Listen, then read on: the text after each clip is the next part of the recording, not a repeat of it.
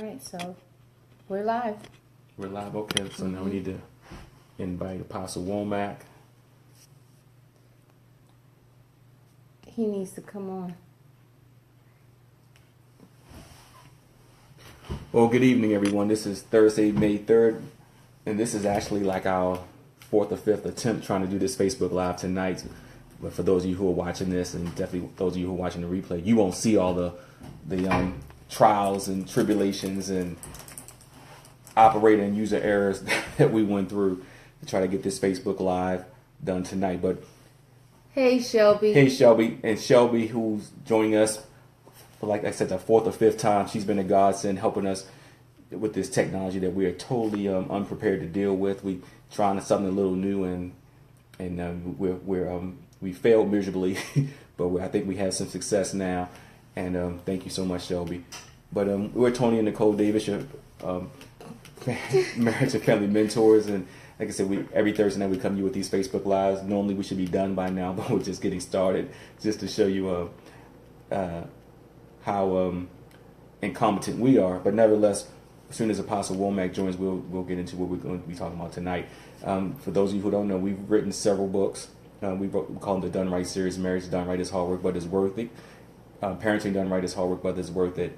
Leadership done right is hard work, but it's worth it. But really, all those books came about after we decided to. Here we go. There, I think we can get them. After we decided to participate in an anthology, it's called "Speak to the Mountains," and we're one of the authors in this anthology. Let me put it up here so you can see it.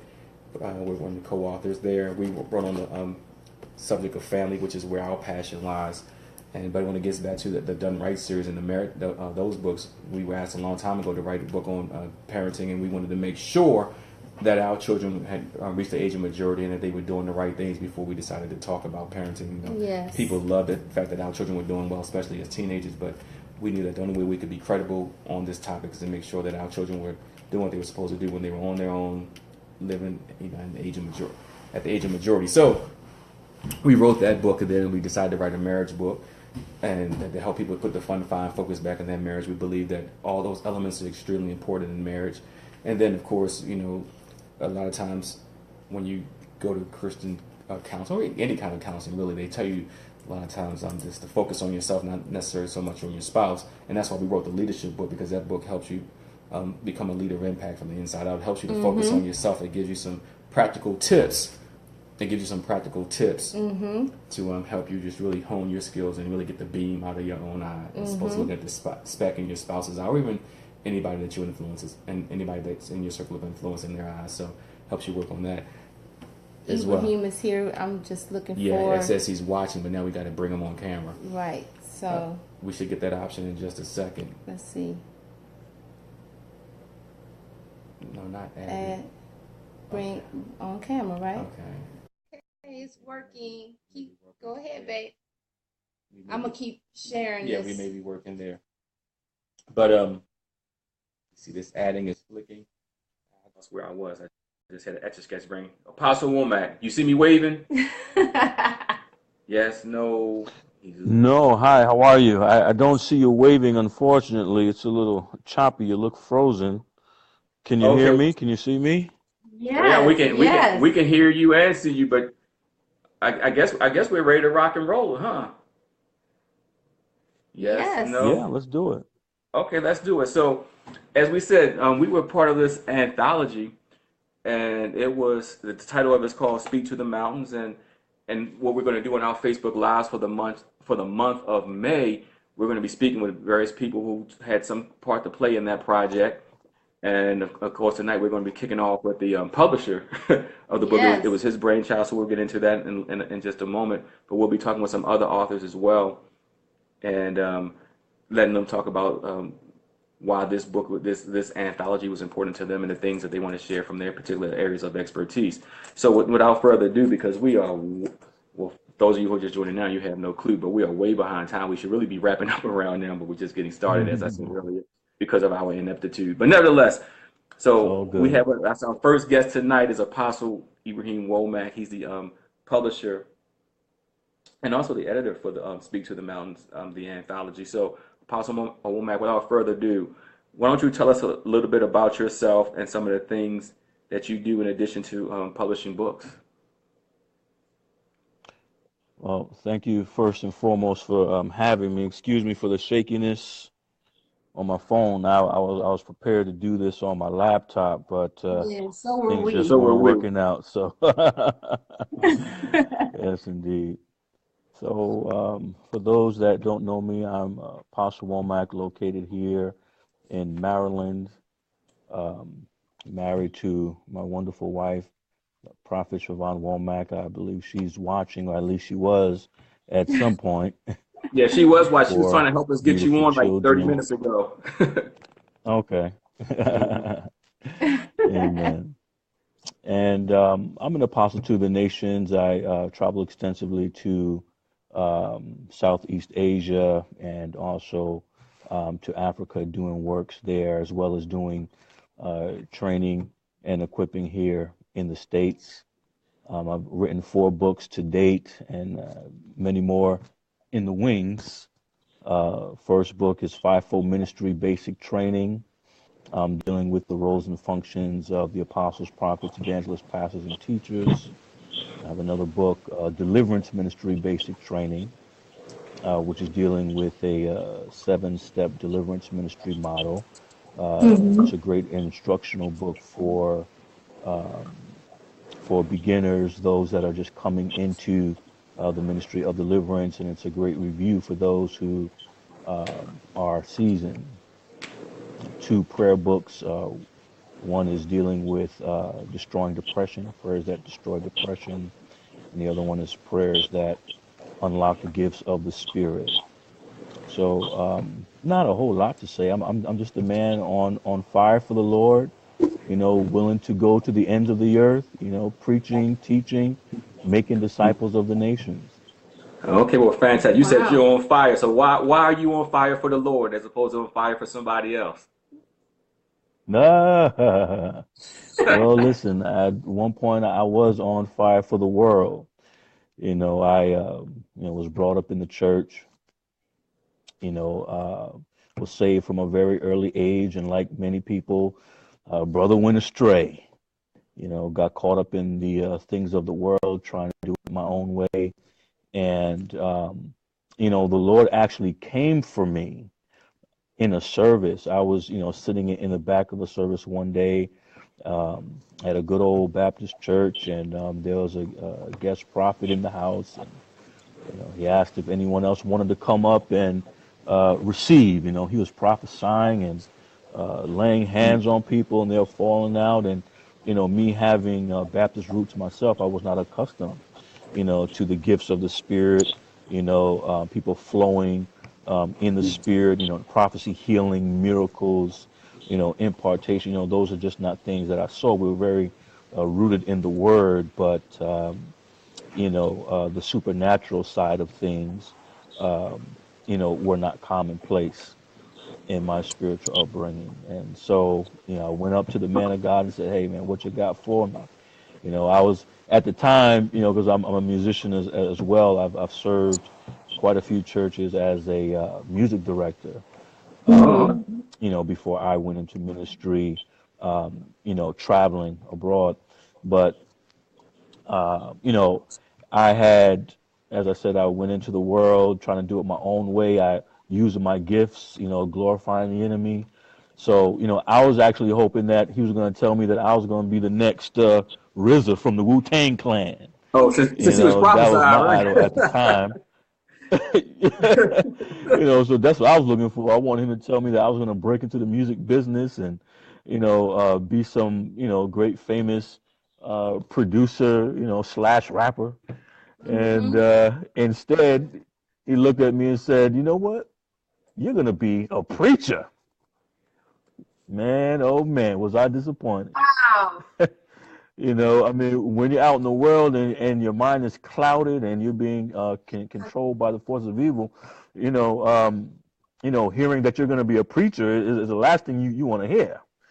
And Wow. so I left the church disappointed. My mother was happy. Everybody else was happy. I was disappointed. But, he ministered to me in such a powerful way via the laying on of hands. Mm-hmm. And, I've never felt that before. I never felt, the power of God like that via the laying on of hands. I was used to watching Benny Hinn and others on TV, and I would always Mm-hmm. turn away because I thought it was fake. I thought he was just pushing people down, or that, people were just agreeing to fall to make it look like something was happening. But, what God did for me that day was so powerful. Wow. My transformation was very swift. Let's say that, and I lost a lot of friends behind that, because there was just no connection anymore. The things that I liked to do before, that I loved to do, hanging out, drinking, smoking, fornicating, I didn't want to do anymore. And so Mm-hmm. I've gained much more than what I've lost. Let's say that. And Wow. so why am I on fire? Because the Lord came to me where I was, and Mm-hmm. imparted that fire into me directly through the man of God. And, ever since that day, um, I've just been on cloud nine, on fire for God, and just growing in His grace, growing in wisdom and spiritual stature, and that's pretty much it. So, do you think being That's why I'm on exposed? fire. Yeah, that's fantastic. Do you think being exposed to the gifts and help accelerate your hunger and your desire? Because you said you grew up in a Baptist church. Absolutely. Uh-huh. Can you elaborate on that? Why that was so important and how that fueled you?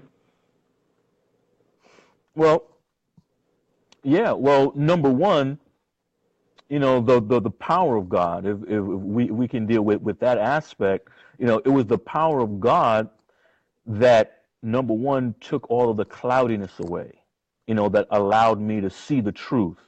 The Bible talks about how the lost are actually blinded by the enemy so that they can't receive the gospel.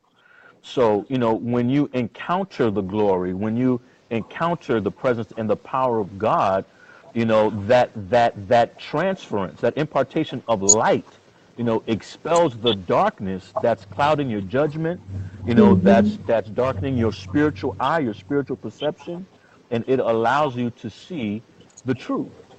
And, Mm-hmm. upon seeing it and accepting it, because I had to say yes, you know Yes. and when I said yes, that's when the Lord began, to give me revelations and dreams, and he would, speak to me about my destiny, and, he would open up doors for me. He would, he gave me a supernatural thirst, for his word, to where it's for like a year straight, and I thank my uncle and aunt, who I was living with at the time.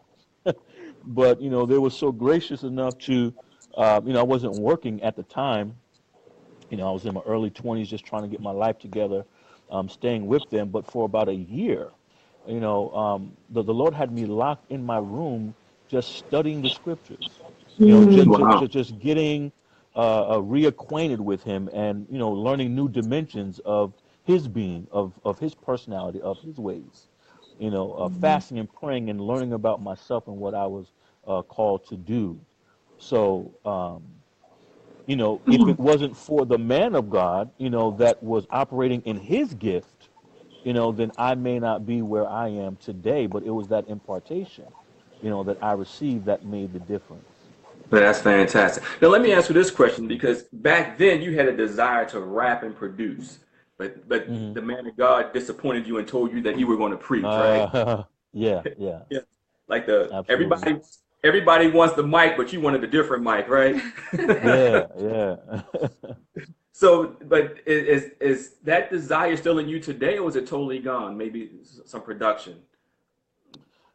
um, well, I mean, I spent, many years still, um, writing Christian songs and, producing music, producing for other people, cutting albums and things like that. So, yeah, when I transferred spiritually, it did translate musically as well. But now God just has me in another place. I mean, I still love music, but, that season of my life, to whereas that was in the forefront, those days are behind. To whereas now, the Lord has new assignments, that He Mm-hmm. has me on.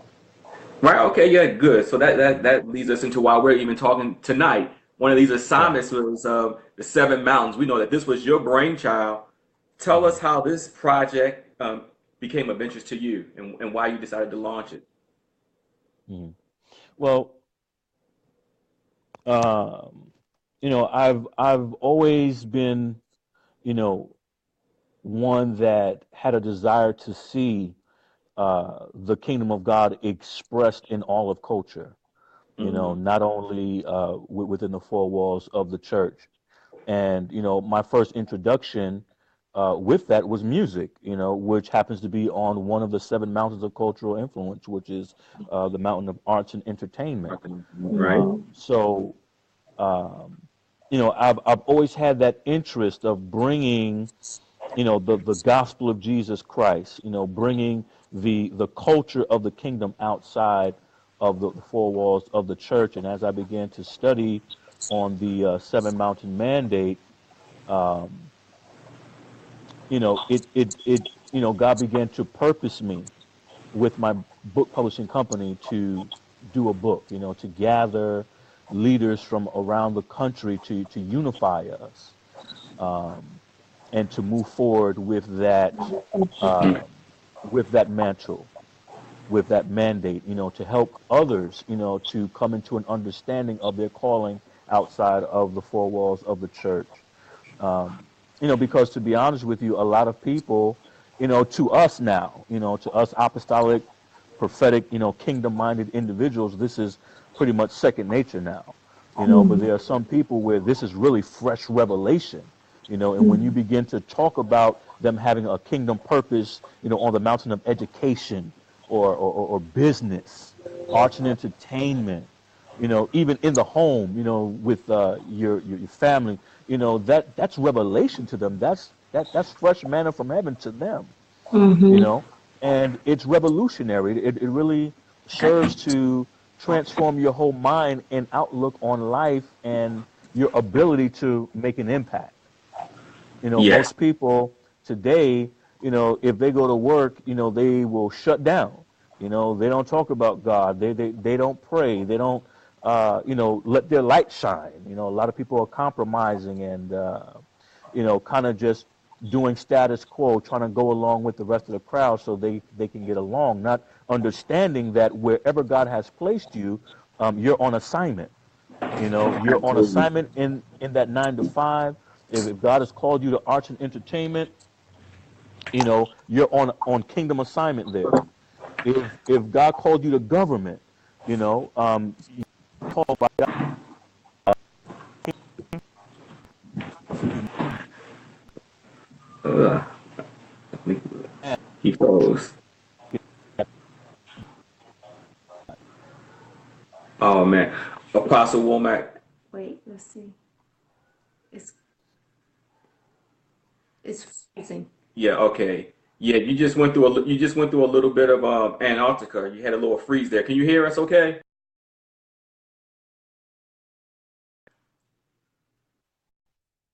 Oh, we lost him. We lost him. Okay, we have to wait We're to gonna see if he we're can gonna come wait a back. second and get him back. But he said a couple of things that's really prompted some subsequent questions in our head that Mm-hmm. we're gonna ask him. So we just have to get him back, and then we're gonna ask those questions and really dive into this topic, which I think is very interesting. Yeah, now for those of you who are not familiar with the seven mountains of influence, which is what we're talking about tonight, those mountains are the mountain of government, the mountain of business, media is another one, arts and entertainment, which is four, the mountain of, did I say business already? Yes. Education, the mountain of family, and the mountain of religion. And so we're just talking about being able to operate within or on those various mountains, as we're calling them, as your area of interest or your area of influence or where you're skilled or talented. And so we're talking with Apostle Womack, who is the publisher of the book. You want to show the book? Speak to the Mountains, which is an anthology. He's back there too. Okay, which is an anthology written by a number of co-authors, and so that's what we're talking about tonight. So let's see if he can come back in. Send another invite. Okay. All right. So, And with that being said, so excuse me, as he said, he's interested in arts and entertainment and producing music and things of that nature. And for a lot of us, especially those of us in the body of Christ, we think the only area of influence where we should thrive is the area of religion. But like he said, we're talking about being influential in all those spheres of influence. We call them mountains. And once you go into government, education, wherever you've been assigned, that you can have influence there as well. So that's what we're talking about, and that's where we left off before we, like I said, he froze, went through the tunnel, but now he's back. We're going to invite him. We're going to get him back in, and we're going to hear more from his perspective. Like I said, this particular anthology where Apostle Axel Sippa was the primary author, and then he had a lot of others, Nicole and I included, who wrote chapters in the anthology. But Apostle Womack was the publisher of the book, and it was, like I said, it was his brainchild. So, are you getting him back in? yeah, I had to invite him so he could come back in. So, So we're going to, for the rest of the month, we're going to have other writers, authors who are also a part of this book, and we hope that you can join us in that, because you'll get to hear what their passion is and what it is that makes them want to continue to work on the particular mountain that they are interested in. We have an education person in education that will be with us later this month. We also have someone who is in health and fitness, because all of those things are important. And as we are working in our respective fields or ministries, because they're considered marketplace ministries, it really shows us how important we are beyond what we are doing within the four walls of our church, which is can be quite a bit of a debate with people. unfortunately, yes. Unfortunately, a lot of times it can be a major debate because, quite frankly, a lot of times if you talk about doing anything outside the four walls of the church, it can be really sticky because a lot of times even those who have the mic will tell you that everything you need to do needs to be coming to the church. Or if you're trying to do something outside the church, they may think that you're trying to associate more with the world as opposed to trying to do things for the kingdom of God, even though the kingdom of God is in us and we represent the kingdom, and we have to penetrate these different areas. But we don't know how to do it if we can't ever have a seat at the table. We can't ever go there. But just getting there can be really difficult. A lot of times I say it's easier to be out there and then get saved than to come into the church than it is to be in the church and then have to go out there and impact certain other areas, because it's just accepted more if you've already been saved. As a matter of fact, they bring you in and they'll say, well, this person has been an actor, or this person was a musician, this person was an athlete, this person was president, this person was vice president, this person, and I'm talking about whether it's a government or governor or even of a particular business corporation, right? It's easier to come into the church that haven't already done that than for somebody to say, I aspire to do those things, because then of course, you can just never ever shake free. I mean, go ahead, looking no, I mean, because you're making a really good point. I'm trying to invite Apostle Womack back in, but you make a really good point, because anybody who aspires to do anything that's not church related is really frowned upon. It's frowned upon. And if you don't have a pastor who understands the 7 mountains, the whole mandate, the whole push, you're going to have that push back when you are trying to get an education or be involved in music that's not related to gospel music. You just think of some of the ones in the past who have had that same problem, and we're seeing it more and more. And Shirley, and I agree with you. As a matter of fact, from my perspective, I think I'll tell people from my perspective that family is the most important area of influence, because each and every one of us comes from a family. And if we can get that right, then of course we know you affect the neighborhoods, the communities, the cities, the states, and ultimately the nation. We know how that plays out. But in addition to that, I think business is the most influential, because everything that we do has a business and legal impact. And if you look at business, if you look at even politics, a lot of times we think that legislation is being made. A lot of times you just that's really just politicians doing the work of their lobbyists, and they're doing things for the money.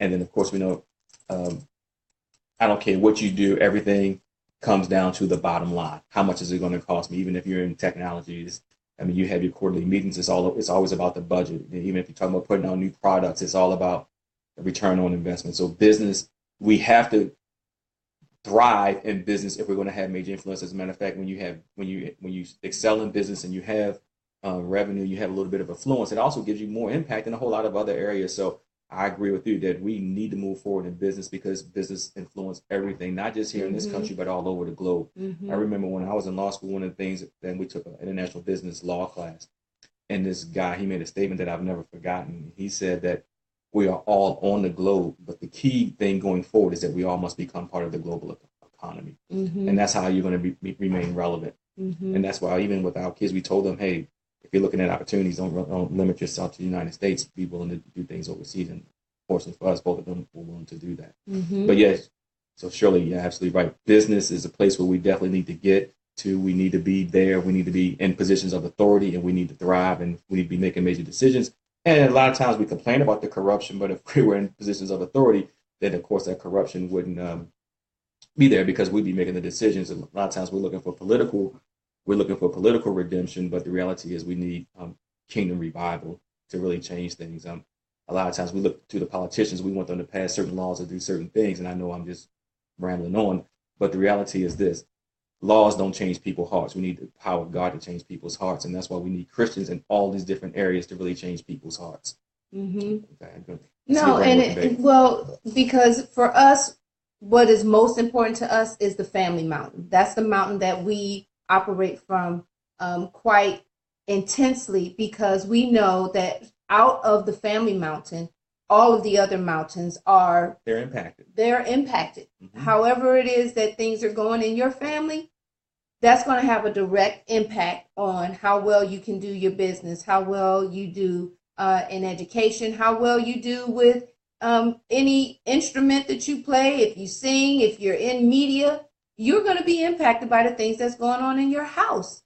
And even the church, that is hugely impacted because of all of the things that's going on in the family. And nobody is really addressing those issues, which is what the problem is today. When you look at what? No. So that's the foundation. Yes. That's the root. That's the nucleus, right?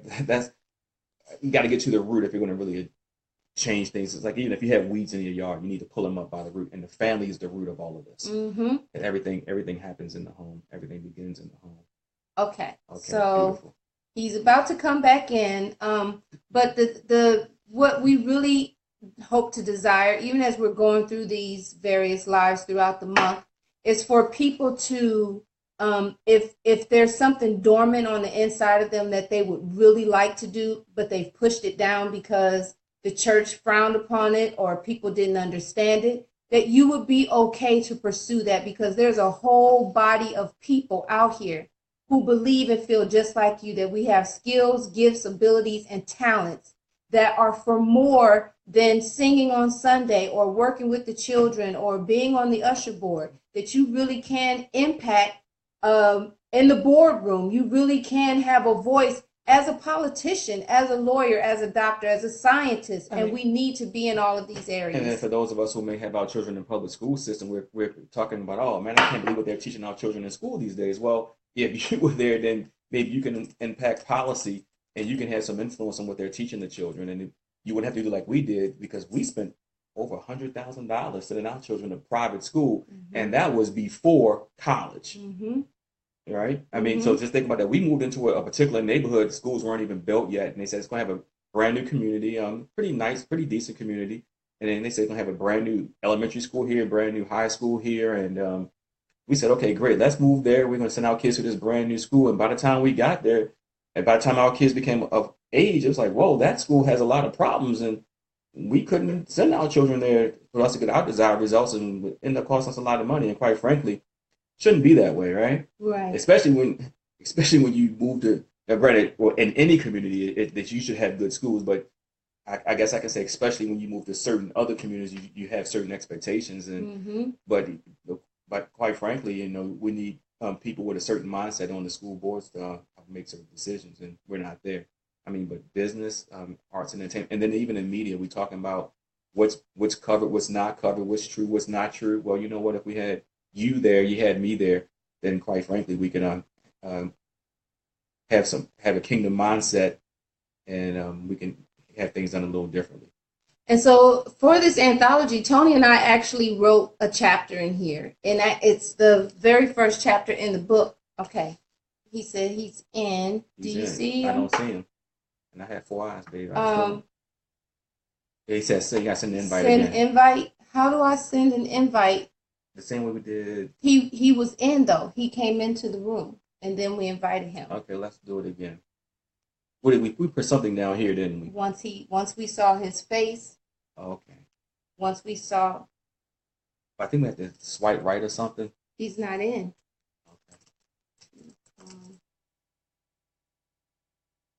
Okay. And are you watching? So we watched. So we wrote the first chapter in the book. The first area is the family mountain. Well, it's positioned as the first chapter. Huh? It's positioned as the first chapter. Chapter 1. It's the first chapter in the book. Okay, go ahead. Cultivating identity and purpose in our children. And this is the chapter that we wrote. And in this, we're talking about the importance of identity. And that's a part of really figuring out where your children belong. And it's not necessarily directed in the same area of what you do. Send request for me to join. Wow. Maybe we need to click something down here, right? Is it which one of those did we push? He was in first before. But his wife just said he is in. Can you see him? He has to go out and come back on the broadcast so you can. Okay. Did you see what Shelby just said? You have to go out of and come back on the broadcast so we can resend the invite for you to reconnect so we can get you back on screen. Go out and come back on the broadcast. Yeah. Because we don't see his name on the screen. But we should. I think we need to swipe right so we can see everybody's name who's currently blocked. It would show us that he's in. He would come up just like these. Okay, people. just like Gloria did. Hey, right. Gloria, how you doing? Yeah. So one of the things that we talk about is knowing what the identity is of your children, so that you can really train them up in that way. And that they can become who God has created them to be and not so much who we want them to be. And that's one of the hardest things for us to do because, first of all, we don't know who we are. Mm-hmm. And so it's very difficult to be able to direct your children into who they need to become. And you're frustrated, and then they become frustrated. And then you're frustrated at church because you expect the answers to come to you there about who you are, and you're not getting that. It's more about what can you do in that place. Yeah. And those are all things that you have to try to work through. Really fulfilling somebody else's vision, and no one's looking at you and seeing why God has let you come through your mother's womb to help you fulfill your vision. I mean, and when it comes to your children, we understand, we talk about it in the Speak to the Mountains Anthology, and we really encourage you to get it. Your children are not tabula rasas. They're not blank slates waiting for you to write something on them, but rather you are to observe them, find out who God has made them to be, then as their parent, you reach inside of them and you pull it out of them, and then you push them into their destiny. And even that destiny, everybody, look, we all come from families. We all have a relationship with God. The church is his, right? So we should all belong to the church. I mean, the local church, because, we are the church. So we carry the church wherever we go. Nevertheless, a whole nother message. But nevertheless, we all go to church and we support local bodies. But the reality is they could flourish in a multitude of areas. And you don't want to try to put them in a place where they're not supposed to be. So in other words, when they grow older, they want to depart. They can do exactly what God has called them to do, but you just help them out. You expose them to certain things. You expose them to other people. Mm-hmm. You expose them to people who can speak into their lives, and you just really find out what God has called them to, who God has called them to be, what God has called them to do, and then you go on that path, mm-hmm. right? And because the Lord will direct your path, so you don't have to worry about making mistakes because. In all our ways, acknowledge him. He will direct our paths. We're going to go in many different directions, but he's the one doing the guiding. So we're going to be in tune. And then along the way, we're teaching our children how to be in tune as well. And so when they're going through life, we help them understand. You see God's rolling that, and then as they get even to a certain age in life, and granted, it's really not age dependent. It's really dependent on the maturity of your child. But what's God saying to you? What's the enemy saying to you? Can you understand the difference? And how are you going to make that decision? Wisdom is in a multitude of counsels. That's where the parents come in. And then you just really help direct your children, and they can go and flourish. And they don't have to go to college and change their majors 5, 6, 7 times. And if your child has done that, no judgment there, but they just didn't have to. It's almost like the struggles that we had with this Facebook Live. We didn't have to, but we did, right?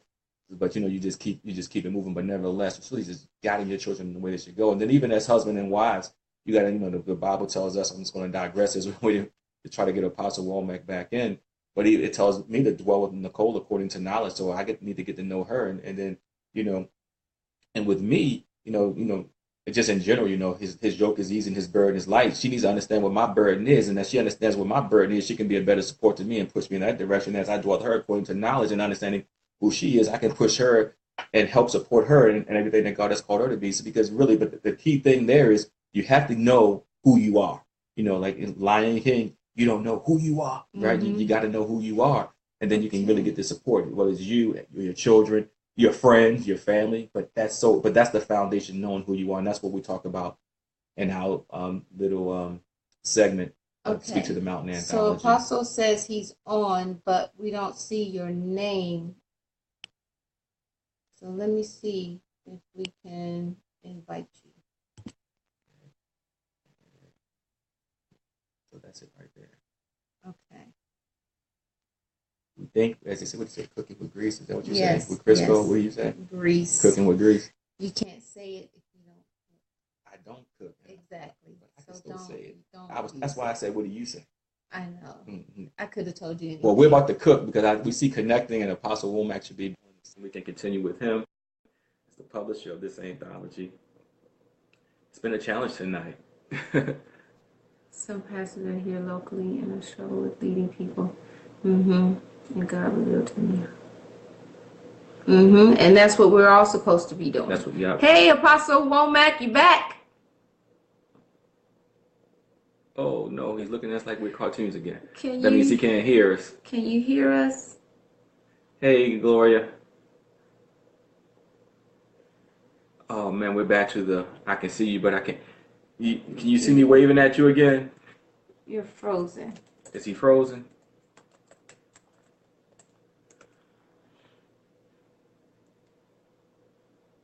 So it might be the connection then. Yeah, see, he should have came up like Dr. Yolanda. Right. But nevertheless, he didn't. And we're on, and now he's frozen. So we got it figured out. He's back in Antarctica, huh? But he's frozen. So this is what you call not good, huh? Yes. So it's not like we can't keep talking, because we certainly can't. Apostle Womack, did you just move? No. Yeah. He must be frozen, because like I said, he's sitting there looking at us.